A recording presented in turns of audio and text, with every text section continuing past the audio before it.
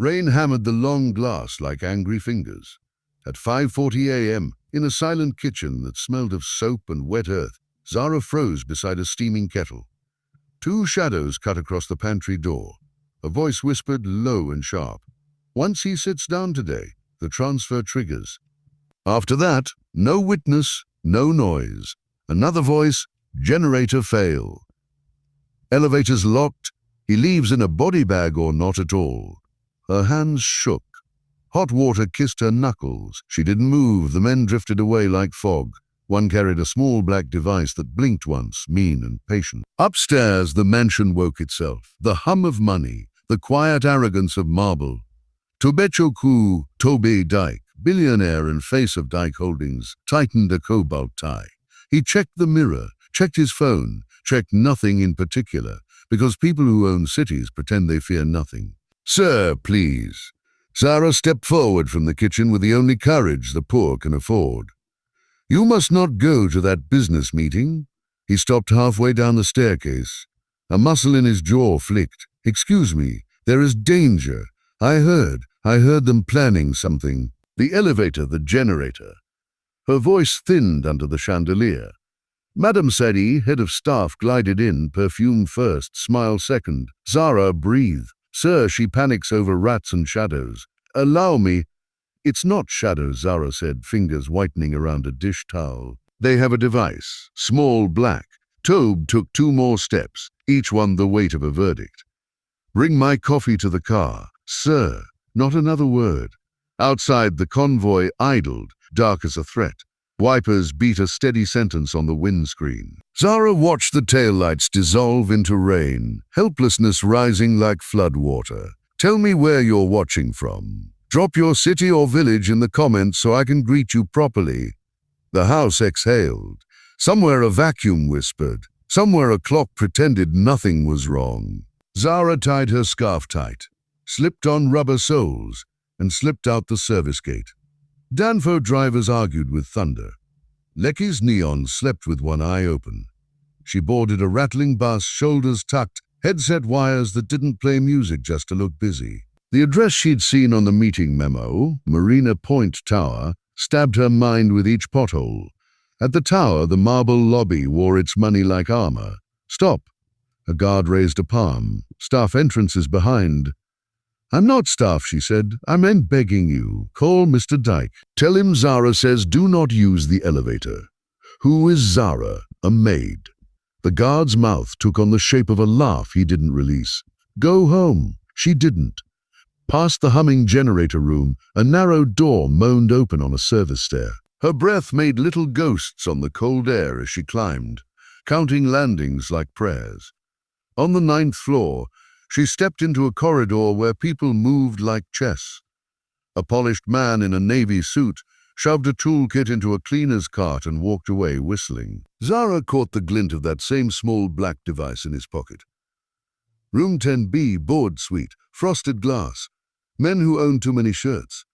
Tobe sat at the head. Papers waited like hungry mouths. Zara's knuckles met glass. "Sir, don't." Heads turned. The navy suit appeared as if conjured, smile too neat. Who let her up? Security hands found her elbows. "Sir, please." She tried again, every word cutting her throat. "Check the elevator panel." There's a soft chime drifted down the corridor. Elevator doors opened, empty, inviting. The navy suit looked at his watch. "Right on time," he murmured. They dragged her into a service lift. Buttons lit up like lies. "Throw her out," someone said. "She'll cause a scene." The car jolted. Lights blinked. Somewhere inside the walls, a cable sang an awful note a building should never make. The lift shuddered hard, then stopped. Metal groaned. The guard swore, hammered the panel, called someone he pretended was calm. Zara stared at the inspection key dangling from the console. Wrong angle, wrong lock. Soft scratches around the slot like a thief's grin. Her skin turned to ice. She had to move. She jammed a pen into the emergency stop and kicked the alarm until it screamed like a street hawker. Above the roofline, in a rain-washed slice of sky, sirens braided themselves into the storm. In the boardroom, Tobe's phone vibrated. A text. "Elevator malfunction. Use stairs." He looked at the faces around the table. 3 blinked too slowly. 1 didn't blink at all. When the stuck car finally pried its doors apart in the lobby, Zara stumbled out into a jungle of umbrellas and questioned. Tobe appeared 10 minutes later, shoulders squared, anger folded and put aside like a pocket square. He was dry. He had taken the stairs. His eyes found her. He read something there he wasn't ready to name. "You," he said, voice iron wrapped in cloth, "in the car." Now, she got in. The door thudded shut like a verdict ceiling, leather and rain. The city crawled past in wet neon. Tobe didn't look at her, explain. "2 men in the pantry before dawn," she said. "They said once you sit today you will not rise. Elevator, generator." The man in navy suit, he put something in a cleaner's cart. His pocket, "Name," he said. "I don't know his name." Description, "Neat hair. A small scar near his ear. Smile that doesn't touch his eyes." He made a call that lasted 12 silent seconds. When he ended it, the phone stayed in his hand like a small sleeping dog. "Sir," Zara said, "if you didn't take the lift, then someone else did." The building shook like a trapped animal. The driver took a corner too sharply. Wipers scissored faster. Tobe's mind went someplace old and private. "Who told you to speak to me? No one." "Then why risk your neck?" "I have one neck," she said. "You have thousands of people tied to yours. If one falls," she swallowed. "Many fall." The car slid into the mansion's portico. In the foyer, Gambo, head of security, waited with a face like a wall. Behind him, Madame Sadi stood with hands folded, mouth pure sympathy, eyes pure accounting. Sir Gambo began, "There's an issue." "Make it small," Tobe said. "It's not. We found Madame Said's gold bracelet in a bucket in the staff yard. In Zara's bucket, the world lurched sideways. Zara said nothing, because poor people learn early that noise is used against them. "Search my room," she said after the silence became unbearable. "Now tear it like market nylon. If you find anything else, I will carry it myself to the police." They searched. They returned with more glinting truth that wasn't. A cufflink engraved with TDs in her pillowcase, a flash drive tucked under her mat. Said sighed as if wounded. "I hate this part of my work." Tobe's lip barely moved. "CCTV," he said. Gambo shifted. "Sir." The hallway camera went dark between 11:48 and 12:03. Convenient. That's what it looks like. He walked past all of them to the service courtyard. He studied the mud around the bucket. The rain had made a river that told the truth. 2 sets of heavier soles, not Zara's rubber ones. He crouched, pressed a finger into a fresh shoe print with a blocky tread. Stood again, thinking like someone the city had tried to cheat once and failed. "Zara," he said without turning, "you'll remain within reach of my study. Eat, sit, speak if your breath tells you to." Madame Sadi blinked. Gambo blinked slower. "By the way, if this story has your chest tight already, pause and hit subscribe so you don't miss what's coming. We're just warming the pot." Afternoon stuttered toward evening. Stormlight made the house an aquarium. Zara carried a tray down a long back corridor stripped of sound. Then voices traveled on the tiles like ants. "Switch to tonight," a man said. "By the water," another replied. "Sweeten his cup first," a woman added, and laughter that wasn't laughter followed. Zara stepped closer, feet learning to be soft. She recognized the woman's perfume before she recognized the voice. Madame Said, the men, Gambo, and a third face from the tower, the navy suit with the scar. "Waterfront garden," the man said. "Private deck, toast before signatures, powder in the palm wine, heart says good night." "And the maid?" Said asked. Gambo snorted, "Swept out before dawn. I'll write the report myself." Zara's phone had a cracked screen and a faithful recorder.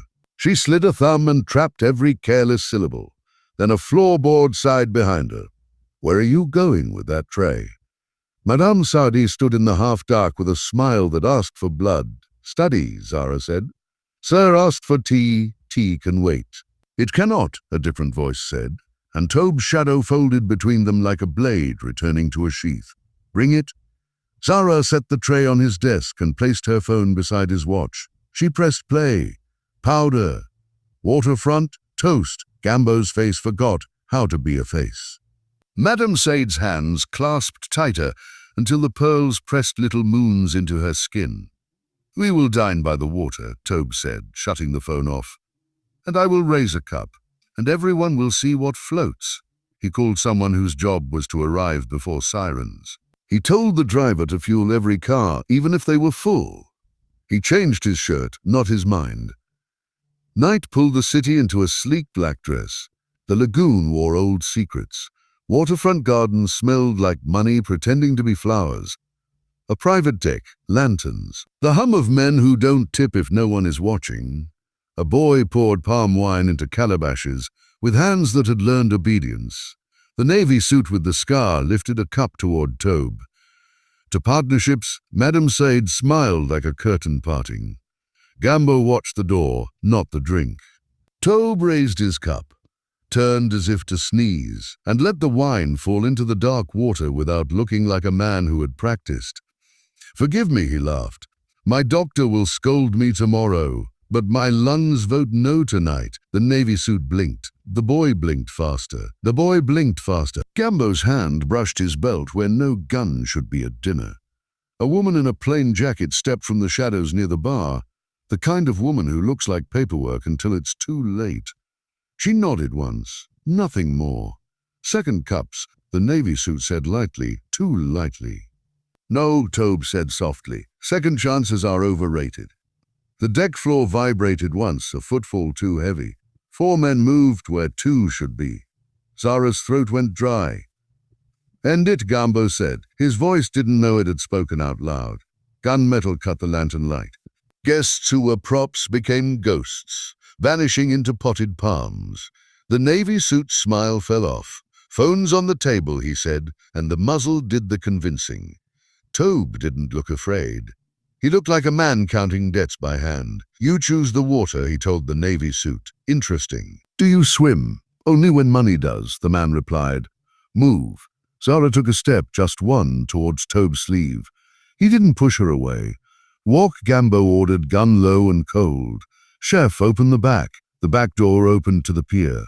Boats nudged the posts like hungry fish. Rain had become a fine mist that made everything glisten like lies. "He'll sign on board," the navy suit said. "No interference. The transfer goes through tonight." "What transfer?" Tobe asked, buying seconds like a market elder.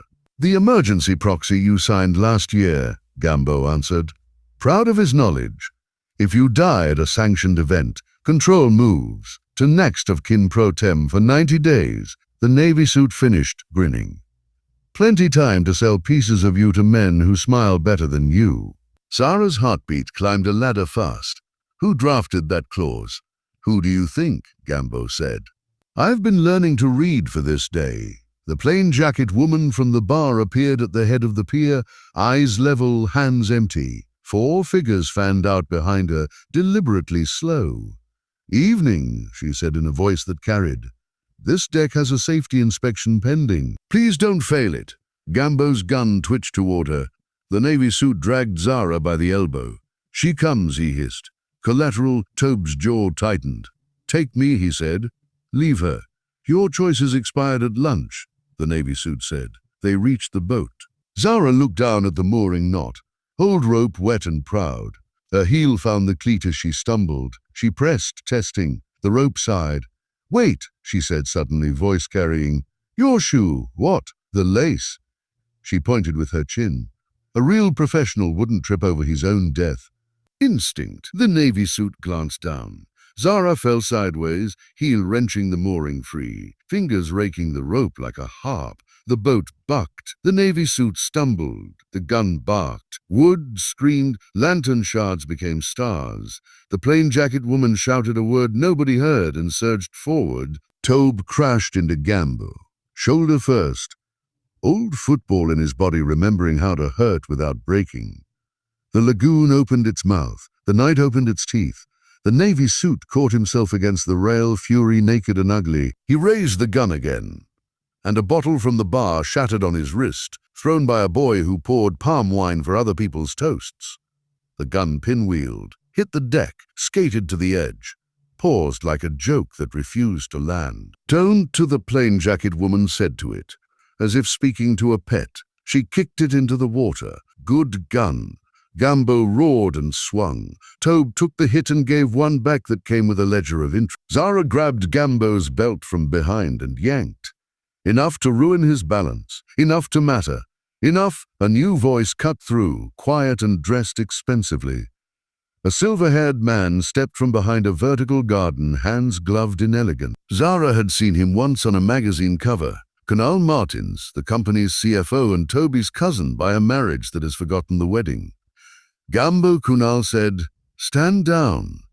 Relief fluttered through Zara so foolishly she almost smiled. Gambo obeyed. He stepped back. He lowered his gun. Then he turned and pointed it at Toby's chest again. "Sir," he told Kunal, "we are too deep to pretend." Kunal's smile was softer than thunder. "You always did read ahead of the class." He looked at Tobe. "Debt has a smell, cousin. Yours has been fat for years. Lucky for you, I have a solution." "Is that what this is?" Tobe asked. "A rescue," Kunal said. "From yourself." The plain jacket woman lifted a hand halfway. Two of her shadows slipped toward the boat lines. The Navy suit saw them and hissed. The deck became a board. Everyone took a square. Sirens tested their throats somewhere far. Rain kissed the nape of the night. On the boat, Kunal said at last, "Board now." "Quickly, wait," Zara said, heart knocking the bars of her ribs. "I know you." Kunal tilted his head. "You visited our village when I was little," she said. "You came with food after the flood. You shook my father's hand and promised that if I ever came to Lagos, I should look for you." He blinked once, slow. "You didn't keep the number," she said. "But I kept the face." Something cracked in his eyes and went dark. "People change," Kunal said. "Boats leave. People owe," she replied. "And sometimes they pay in public." Overhead a drone buzzed, tiny, curious, with an eye that ate light. The plain jacket woman didn't look up. "I love technology," she murmured. "Move," Kunal ordered. Patience folded away at last. Zara stepped onto the boat. Tobe stepped after her, hand finding the small of her back like an oath. The boat lunged. The rope snapped off the cleat with a sound like a branch learning it was dead. Water opened. The city widened. A patrol hull's blue winked in the channel, far but not asleep. The boat's engine coughed, then purred. Kunal's glove closed on a folder that looked like a friend but wasn't. "Emergency transfer," he said. "You sign. Storms stop." "You don't. Storms swallow people on your payroll. Choose rain. Choose roof." Zara's laugh was small and mean and tired. "He won't sign," Kunal ignored her. "You always did let sentiment choose your enemies, Tobe." The plain jacket woman's voice floated across the water as if carried on a string. "You're very audible for a man who thinks he's invisible, Mr. Martins." Kunal's chin lifted. "Ah, police without lights. Call me Ifoma," she said. "And call me neighbor when you're ready." Her craft angled, not chasing, only paralleling, a calm dog herding a foolhardy goat. "Tell me something," Tobe said to Kunal, wind pulling hair across his forehead. "Why the elevator first?" "It had poetry," Kunal said. "A man trapped by his own height. Don't steal my metaphors." Zara stepped slightly, enough to touch the anchor line with her ankle, enough to feel its rough truth. The Navy suit caught the motion. "Stay still," he snapped, impulse already regretting itself. "You're bleeding," she said, and watched him glance at the bottle-cut wrist. Some orders live inside people even when the enemy gives them. A phone in Kunal's pocket trembled. He answered with 2 words and hung up with none. Trouble had updated itself. "Sir," Gambo muttered, "we have to finish now." "Nobody says finish in front of family," Kunal said sweetly. "It upsets the dinner." Zara turned to Tobe. "Quiet, fast. Will you do what I ask if it goes wrong?" "What thing?" "Throw your signet ring into the water." He stared. "What? That ring unlocks more than doors." "How do you?" "I clean the cabinet where you keep the biometric key." "The ring touches, the ring tells. If they take your hand, they take your company." "Who are you?" he asked suddenly, truly. "A girl who watches," she said, "and remembers." A text came to Ifoma's phone. She read it, mouth a straight line. She touched her earpiece. Copy, she said to the air. On shore, a black van turned down a street that smelled of wet pepper and diesel. Two men who owed people money all their lives walked toward a door with a camera no one believed worked. It did. In the back of that van, a woman with tired eyes and the chin of a fighter stared at her wrists and breathed like prayer. "Mama Zara, move her," a voice said from the front. "If the boy refuses, we press her face to his heart." Ifoma lifted her head like a dog that just learned a new word. "Change of plan," she said to her crew. "House." Now, Kunal's boat throbbed forward. The folder opened itself coyly. "Pen," he said. Tobe didn't take it. Midway on the lagoon, Legos lit up like a stubborn sunrise. "Subscribe, you watching hearts," the bar's DJ shouted from somewhere a lifetime away, oblivious. "Tonight we are live till morning." Tobe exhaled a laugh inside his teeth. "Even the city is selling subscriptions," he muttered. "I should learn if you're listening with us," Zara whispered under the engine noise. "Stay with us. Don't leave this story mid-breath." Kunal's patience broke. "Gambo," he said, "make him sign." Gambo stepped in. His gun found an old acquaintance with Tobe's ribs. Zara moved in front of the barrel without asking her body for permission. "If you shoot," she said quietly, "the splash will tell on you."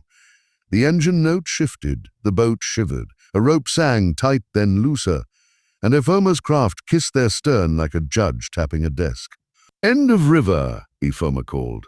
"Step into honesty." The navy suit lunged for the throttle. Zara's hand found the anchor again and gave it all her small fury. Metal yelled. The anchor paid out, hungry for bottom. The shaft seized. The boat coughed and groaned like an old liar. Momentum left the conversation. Gambo swore. Kunal looked at the night like it had betrayed him personally. Ifoma stepped across the few inches of arrogant water left and stood on their deck like it had been waiting for her shoes. "Good evening," she said. "We've met at fundraisers, Mr. Martins." "We both pretended to enjoy the canapes." "Warrant?" Kunal asked. "In my pocket," she said. "In my head. In the lens of that small bee above us. Pick one." Zara's phone vibrated in her apron. A text, unknown number.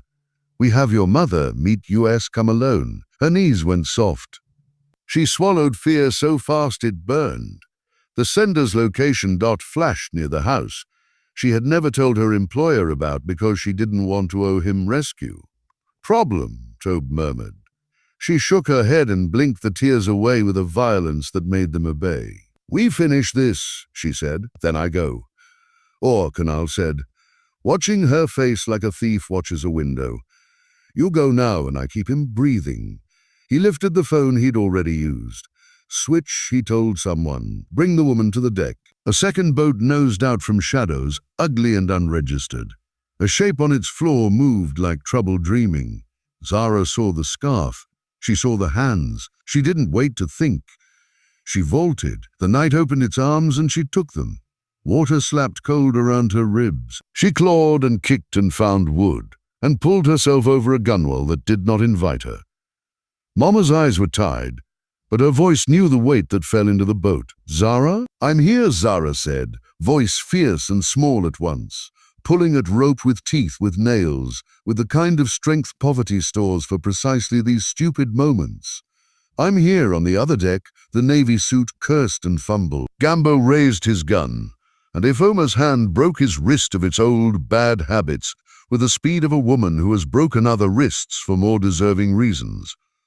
Kunal looked at his cousin and saw someone he had underestimated since childhood. "I will ruin you," he said. "You already tried," Tobe replied. "You picked a maid as your opponent. That's why you failed." By the time dawn bruised the sky, the lagoon held 3 boats like arguments refusing to end. Ifoma's people moved with quiet hands and quick rope. The navy suit learned that his scar had a brother, handcuffs. Gambo stared at a horizon that had decided not to include him anymore. Mama leaned into Zara's neck and cried like a child under a blanket. "Who put you in this?" she asked between shivers. "Men who think paper is bigger than hearts," Zara said, tucking the scarf under Mama's chin as if cold was something she could fix. On the pier lights bloomed. At the mansion, a black van whose driver had mispronounced mercy found itself boxed by 3 other vehicles, and a woman drinking tea who had been awake since 4 and was tired of letting men hide their laziness under uniforms.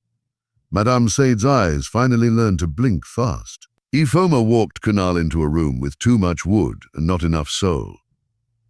On the screen, a drone's dark meal played, powders poured, palms cupped, words said without the good sense to hide. Beside those moving pictures, bank transfers moved like ants carrying sugar. Tobe sat very still, left sleeve rolled where Zara had bundled a makeshift bandage after a graze found his shoulder in the night's loud talk. "You built this company," Kunal said. "Then you made it soft with charity and second chances. You forgot that sharks don't donate, they eat." Tobe breathed slow. "Do you remember the year the creek swallowed Aroa town? What? You were 14. I was 15. We took sacks of rice and mattresses in a truck that nearly lost its spine. Your father said, 'Let the camera see you with the poor.' My mother said, 'Let your hands see them first.' You chose the camera." Kunal's smile lost its railing. "Some of us don't forget," Tobe finished. Reports flowered. The emergency proxy, drafted by Kunal, slid into light. The elevator panel scratched by a maintenance key that lived in Gambo's pocket. A bank in the islands that had waited open-mouthed for a transfer thirsty enough to drown families. "Sir," Ifoma said, flipping a page none of them had read yet, "there's a clause here you didn't sign." Kunal frowned. "What clause?" "The one where he forgives you." Mid-morning touched the house like a blessing that could be revoked. In the courtyard, staff gathered tight and small, their eyes a mosaic of shame and relief. Tobe stepped onto the steps without ceremony. "Why failed you?" he said, voice even. "I made this house a place where fear could be used as a tool. Today that ends. Salaries go up a little. Dignity goes up a lot. If anyone bullies you for where you were born or what you wear, tell Zara, tell me. Then tell them to take their talent to our gate and keep walking." A sound went through the yard like harm leaving a body. He turned to Zara. "Also from today you are head of staff welfare and safety liaison.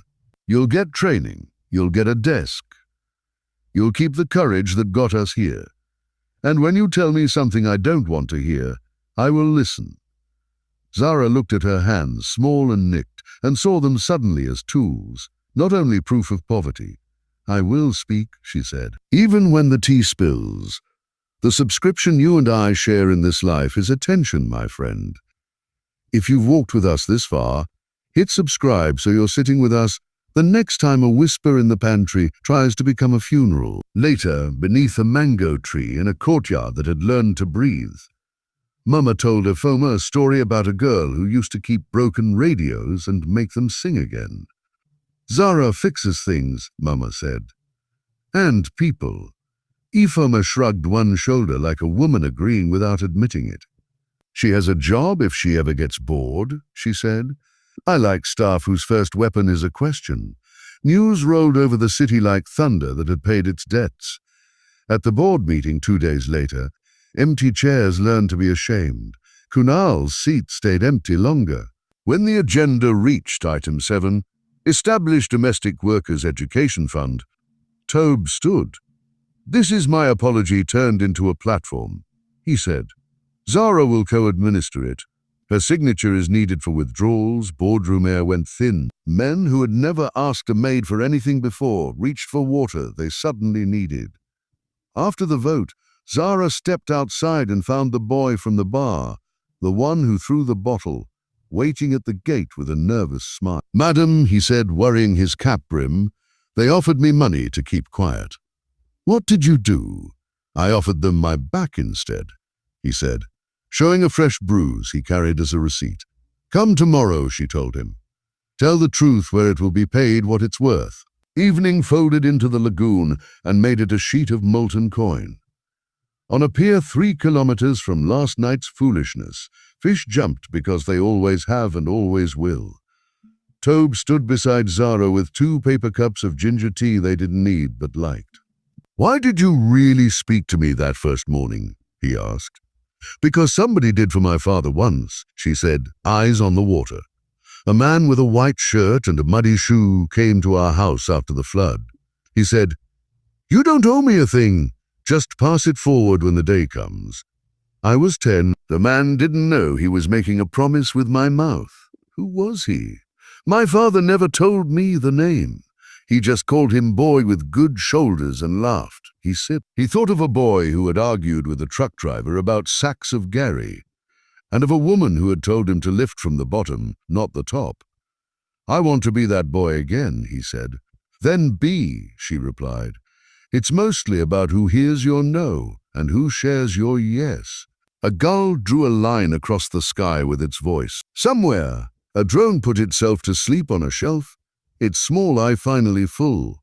Zara, he said, turning. I never asked, what do you want to study? Occupational safety, she said without thinking. People die when no one reads the labels. I want to write labels, and in small letters, I want to write, listen to the Maid. He laughed like a man who had finally found the right joke. We'll print those labels, he said, and stick them everywhere. They stood there until the cups cooled. The city kept breathing. Grass knows how to cut back. Water remembers who tried to drown in it. And a girl who warned a billionaire learned that sometimes the hardest door to open is the one to the new life you deserve. If this story moved you, share it with someone who believes their voice doesn't matter. It does. And I'll see you in the next one.